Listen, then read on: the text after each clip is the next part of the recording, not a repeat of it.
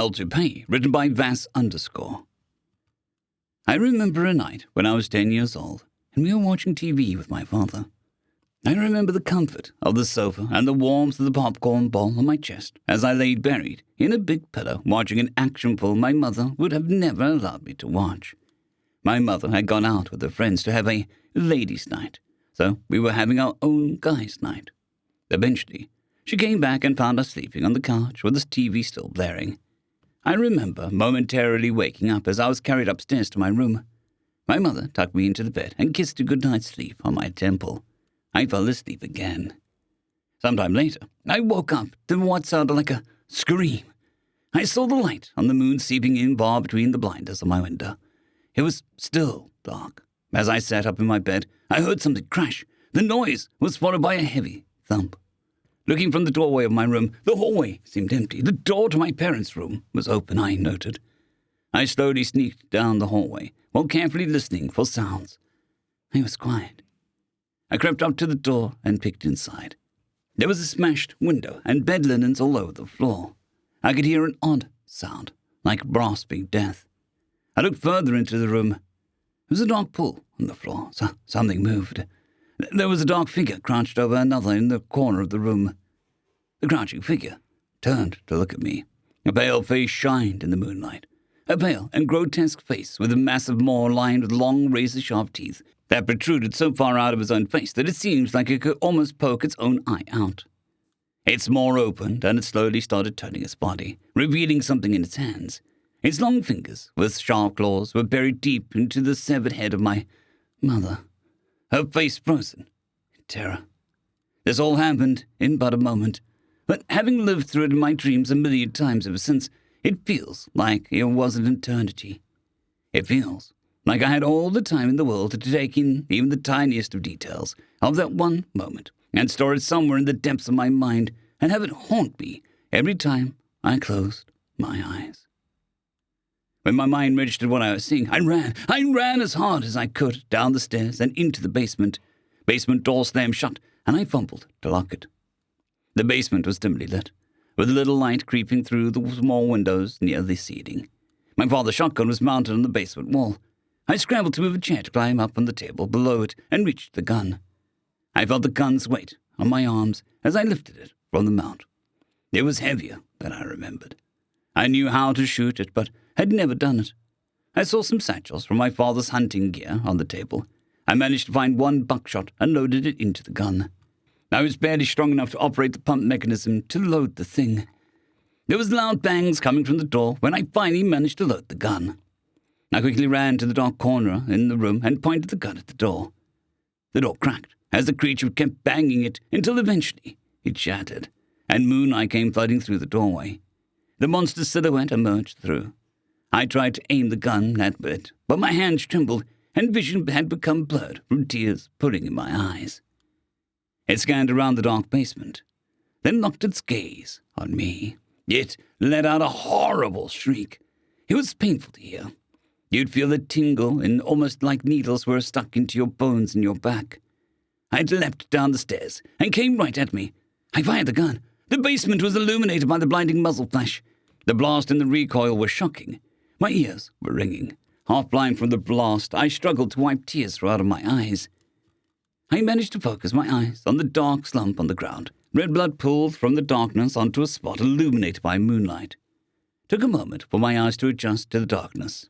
The blast of the gun had struck the creature in the midsection and torn it in half. The severed legs were still twitching. I could see a foot twitching into the light and then pull back into the shadows. The other half was still further away. I was too scared to move, so I just kept staring at it as I hugged my legs tightly. I felt my heart racing, struggling to catch a breath. The top half of the creature twitched and then rose up. It turned around to look at me and started crawling towards me. Pale hands emerged from the darkness, sharp claws scratching at the cement floor.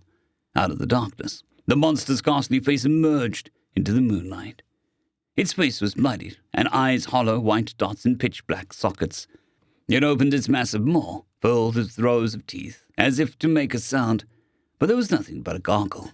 The creature stopped and turned its head. There was a large mirror, illuminated by the moonlight, that rested against a pillar, and the creature got caught looking at its own reflection. It calmly watched and caressed itself with a strange curiosity. It seemed to ignore the horrifying wounds it had suffered. At this point, I noticed it had breasts, as it caressed its body all the way down while looking at the mirror. It seemed human, save for the disfigured face. Its teeth clacked as it realized the lower part of its body was missing. It looked at the severed legs stretching near by and dragged them over to itself. It looked at the legs and the mirror in turns, then stopped to caress the legs for a moment. Suddenly, it opened its massive maw, and with a disgusting wet crunch, it started consuming its own flesh. It was eating its own foot. I had to muffle my own screams. It seemed to ignore me completely. I remained in the corner, hugging my own legs, clamping my eyes shut, wishing the darkness would take me away from what was in the light. I heard the sounds through the night. I listened to the wet splats and flesh, dripping blood and cracks of bone. I don't know how long I remained there. Eventually the sound stopped, and I passed out. I was found by a squad of soldiers some time later. It had been days. At first, they thought I was dead because I was nothing but an unmoving, emaciated husk in the corner, when they found me by the corpse of the creature whose stomach was sickeningly bulged from having eaten its legs and even its own intestines before it died against the wall right next to me. The soldiers took me to an evacuation center somewhere outside the city. I don't remember much of what happened then, but I do remember the view of the decimated city below us when we flew over. Later, I would learn of strange gates or portals that had opened all over Earth, and creatures like the one I had encountered had emerged out of them. We would eventually learn that these creatures are demons of sorts. Some said that they were pawns of Satan himself, and rapture was upon us. Some thought that they were aliens. In the end, we discovered that they were supposed to invade Earth and claim it for the Dark Lord beyond the veils of the dimensions.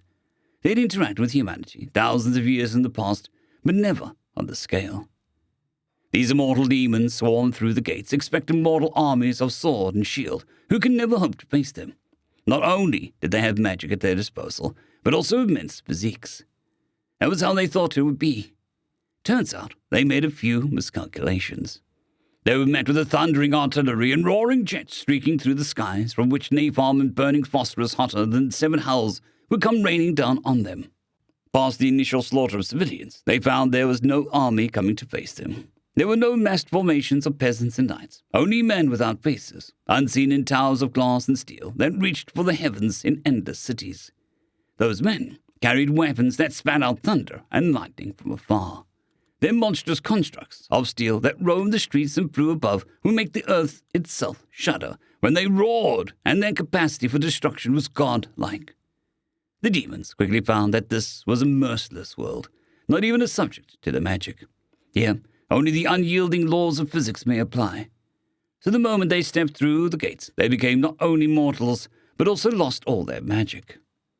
When they finally realized their newly found mortality and utter lack of magic and witnessed the destruction of our weapons, they panicked.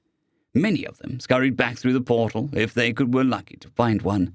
But for many, Earth's surface covered by cityscapes of megastructures was too confusing to them, and so demons became lost within and opted to hide rather than run. We fought them for almost 2 decades around Earth. We swept through every building in every desolate city on Earth and exterminated every single one of them. At last, the last of the portals was secured. As a final parting gift to our leaving guests, we sent out the most powerful nuclear devices ever created by man through the portals in what we could only be known as Operation Gift Basket. Most portals on Earth shut down after the bombs detonated beyond the portals. 12 of them remained open. With over 1 billion civilian casualties around the world, hundreds of millions of demons dead, 18 years of war on Earth came to an end. But the gears of war are yet moving. The many millions of demons who fled our wrath went back through the portals, still roamed somewhere. For all the pain and destruction they inflicted on us, they owe us dearly. I am Second Lieutenant Emil Vanderlyn from the North European Defense Sector in the Armed Forces of the United Earth Federation. Here I stand before one of the last remaining gates, looking into the spiraling darkness within, knowing nothing of what awaits beyond. All around me are the mechanized elements of the 3rd Jaeger Battalion. Looking into the unknown, I feel no fear.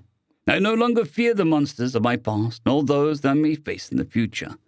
Whatever monsters and depravity may lie beyond these gates, I know the worst horrors are with us. A column of heavy battle tanks starts moving past the gates. Heavy gunships hovering above start gliding forwards and slowly into the gates above the column. We are about to discover that the binds of our mortal world can reach far beyond. Our mortality is infectious. End of story. I'd quickly like to thank our Tier 5 channel members, Casper Arnholt, John Creighton, Manatharia, 050, Dragzoon WRE, and Elijah Silvercross. Thank you very much.